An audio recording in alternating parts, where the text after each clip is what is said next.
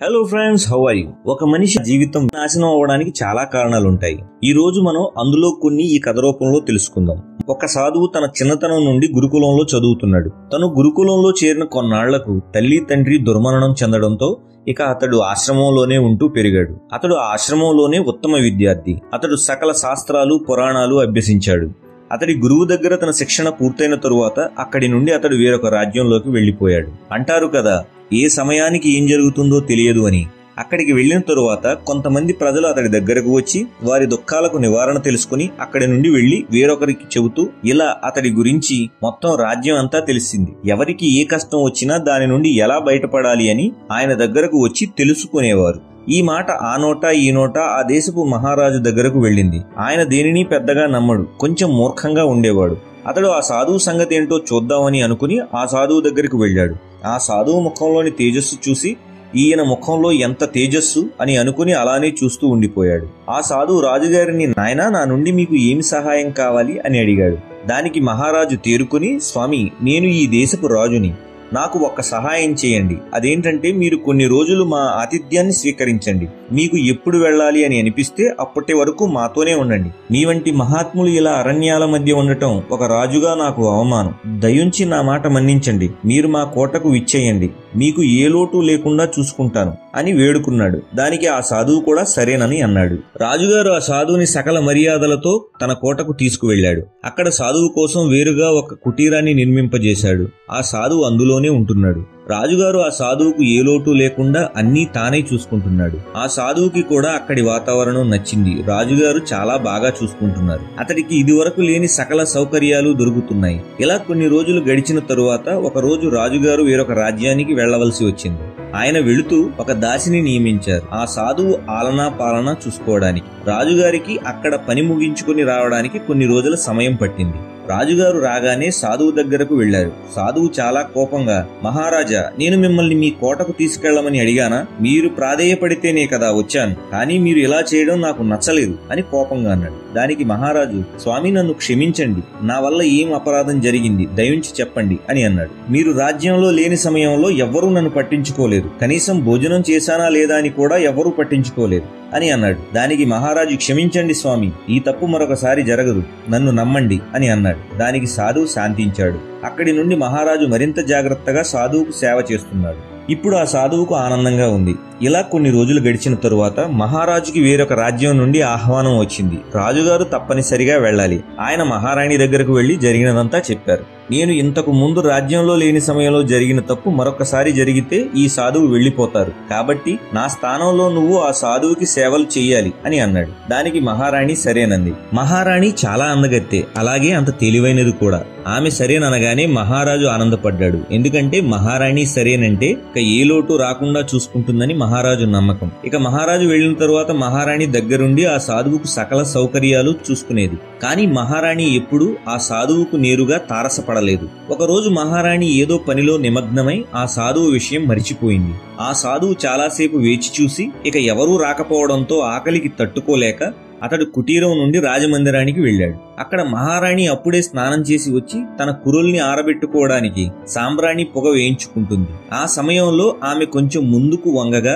ఆ సాధువు అప్పుడే అక్కడికి వచ్చాడు. సాధువు మహారాణి అందాల్ని చూస్తూ అలానే ఉండిపోయాడు. కానీ ఆ సాధువు రావడం మహారాణి గమనించలేదు. సాధువు ఏమీ మాట్లాడకుండా అక్కడి నుండి వెళ్లిపోయాడు. ఆ సాధువు కళ్ళు మూసినా తెరిచినా ఆ ముగ్ధ మోహన సౌందర్యమే కనిపిస్తుంది. అతడు అన్నపానీయాలు ఏమీ స్వీకరించడం లేదు. మహారాణి అందం అతన్ని పిచ్చివాణ్ణి చేసేసింది. 4 రోజులుగా అతడు పచ్చి మంచినీళ్లు కూడా ముట్టలేదు. రాజుగారికి రాజ్యంలోకి రాగానే ఈ విషయం తెలిసింది. వెంటనే అతడు సాధువు దగ్గరకు వెళ్లి, మహాత్మా, ఏం జరిగింది? ఎందుకు మీరు ఏమీ స్వీకరించడం లేదు? నా వల్ల ఏదైనా తప్పు జరిగితే చెప్పండి అని అన్నాడు. దానికి సాధువు మౌనంగా అలానే ఉన్నాడు. దానికి మహారాజు, స్వామి, మీరు ఆహారాన్ని స్వీకరించాలంటే నన్నేం చేయమంటారో చెప్పండి, నేను ఏం చేయడానికైనా సిద్ధం అని అన్నాడు. దానికి సాధువు, మీరు చేయలేరు మహారాజా అని అన్నాడు. దానికి మహారాజు, స్వామి, ఇదిగో నేను మీకు మాట ఇస్తున్నాను. మీరు ఏదడిగినా నేను కాదనకుండా ఇస్తాను అని అన్నాడు.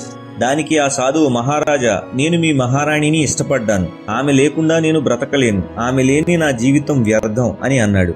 మహారాజు ఒక్కసారిగా ఉలిక్కి పడ్డాడు. అతడు వింటున్నది నిజమో అబద్ధమో అతడికి అర్థం కాలేదు. కొంచెం సేపటికి తేరుకొని, సరే అనకపోతే ఈ సాధువు అన్నం ముట్టేలా లేడని, సరే స్వామి మీరు ముందు భోజనం చెయ్యండి అని సాధువుకు చెప్పాడు. ఆ సాధువు ప్రవర్తన ఇదివరకటిలా గంభీరంగా లేదు. రాజు సరేననగానే చిన్నపిల్లాడిలా ఎంతో ఆనందపడ్డాడు. ఆ సాధువు భోజనం చేసిన తరువాత మహారాజు అక్కడి నుండి వెళ్లిపోయాడు. అక్కడ రాజమందిరంలో మహారాణికి ఇక్కడ జరిగిన విషయం మొత్తం చిలికెత్తల ద్వారా తెలిసింది. మహారాజు వచ్చే సమయానికి మహారాణి ఒక ఉపాయం ఆలోచించి పెట్టింది. మహారాజు వచ్చిన తరువాత జరిగినదంతా చెప్పాడు. మహారాణి, నేను సరే అనకపోతే ఆ సాధువు ఏమీ తినక ఎక్కడ చనిపోతారనే సందేహంతో సరే అన్నాను అని అన్నాడు. దానికి మహారాణి, మహారాజా మీరేం కంగారు పడకండి, నేనొక ఉపాయం ఆలోచించాను. దీనివల్ల సాధువుకు గాని నాకు గాని ఎటువంటి అప్రతిష్ట రాకుండా ఉంటుంది అని అంది. దానికి మహారాజు ఎంతో ఆనందపడ్డాడు. ఎందుకంటే మహారాజుకి మహారాణి తెలివితేటలపై అంత నమ్మకం ఉంది. తరువాతి రోజు మహారాజు మహారాణిని ఆ సాధువు దగ్గరకు తీసుకెళ్లి ఆమెని అప్పజెప్పి వచ్చాడు. మహారాజు వెళ్లిన తరువాత మహారాణి, నేను ఈ పాడుబడిన కుటీరంలో ఉండలేను అని అంది. దానికి ఆ సాధువు వెంటనే మహారాజు దగ్గరికి వెళ్లి ఈ విషయం చెప్పాడు. మహారాజు సరేనని ఒక ఇల్లు కట్టించాడు. దాని తరువాత సాధువు మహారాణి దగ్గరికి వెళ్ళాడు. అప్పుడు మహారాణి, ఏమిటిది, ఈ ఇంట్లో అవసరమైన వస్తువులేమీ లేవు, నేను ఎక్కడ పడుకోవాలి అని అంది. అతడు వెంటనే మహారాజు దగ్గరికి వెళ్లి ఆ ఇంటికి కావలసిన అన్ని సౌకర్యవంతమైన వస్తువులు తెప్పించి పెట్టించాడు. ఇలా అన్ని సమకూర్చడానికి కొన్ని రోజుల సమయం పట్టింది. ఆ వస్తువులు సమకూర్చే సమయంలో ఆ సాధువు ఒక సామాన్యుడిలా ప్రవర్తించాడు, ఒక సాధువులా లేడు. ఈ విషయం మహారాణి గమనిస్తుంది.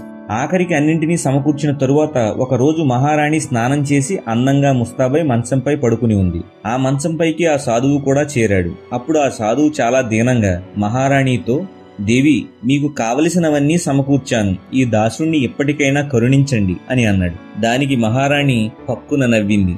ఆ సాధువుకి ఏమీ అర్థం కాలేదు, అలానే చూస్తున్నాడు. ఇంతలో మహారాణి, క్షమించండి మహాత్మా, మీరు దైవాంశ సంభూతులు. మేనక విశ్వామిత్రుణ్ణి తన వశం చేసుకుంది అంటే నేను నమ్మలేదు, కానీ ఈ రోజు నమ్మాల్సి వస్తుంది. మహారాజు మీ దగ్గరకు వచ్చి మిమ్మల్ని కోటలోకి ఆహ్వానించారంటే మీరు ఎంత గొప్పవారై ఉంటారు. మీకోసం, మీ దర్శనం కోసం ఈ ప్రజలందరూ ఎదురు చూసేవారు, కానీ మీరు ఈ రోజు నా గురించి ఎదురు చూస్తున్నారు. ఇల్లు కట్టడానికి గృహ పరికరాల కోసం మీరు రాజు చుట్టూ తిరిగారు. ఆ పని పూర్తయ్యే వరకు ఒక సామాన్యుడిలా ప్రవర్తించారు. మీరు ఒక సాధువు, ఒక ఆడదాని వ్యామోహంలో మీరేం చేస్తున్నారో మీకు తెలుస్తుందా అని అడిగింది. దానికి ఆ సాధువుకు ఒక్కసారిగా గాఢ నిద్ర నుండి మేలుకున్నట్లయింది. వెంటనే మంచం నుండి కిందకు దిగి, నన్ను క్షమించండి మహారాణి, మీరు నా కళ్ళు తెరిపించారు. మీరన్నది నిజమే, నేను చాలా తప్పుగా ప్రవర్తించాను అని అన్నాడు.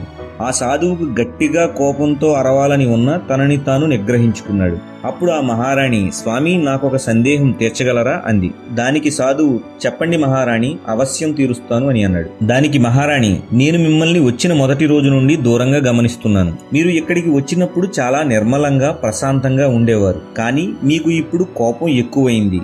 ఆ రోజు మీకు భోజనం దొరకనప్పుడు మొదటిసారి మిమ్మల్ని అలా చూశాను. దానికి ఆ సాధువు, అవును మహారాణి, నేను అరణ్యాల్లో తిరిగేటప్పుడు నాకు ఇన్ని సౌకర్యాలు లేవు. ఆకలితో పస్తులున్న రోజులు కూడా ఉన్నాయి, కానీ నేను ఇక్కడికి వచ్చిన తరువాత ఈ సౌకర్యాల లోభంలో ఇరుక్కుపోయాను. నాకు వీటిపైన మోహం పెరిగింది. అది ఇంకా కావాలని కోరిక పెరిగింది. అది నాకు దొరకనప్పుడు క్రోధం బయటకు వచ్చింది. మహారాణి, మనిషి అనేవాడు కామ, క్రోధ, లోభ, మద, మోహ, మాత్సల్యాలనే హర్షడ్వర్గాలను నెగ్గాలి, లేదంటే అవి మనిషిని నాశనం చేస్తాయి. అన్నింటిలో మొదటిది ఈ కామం, అంటే కోరిక.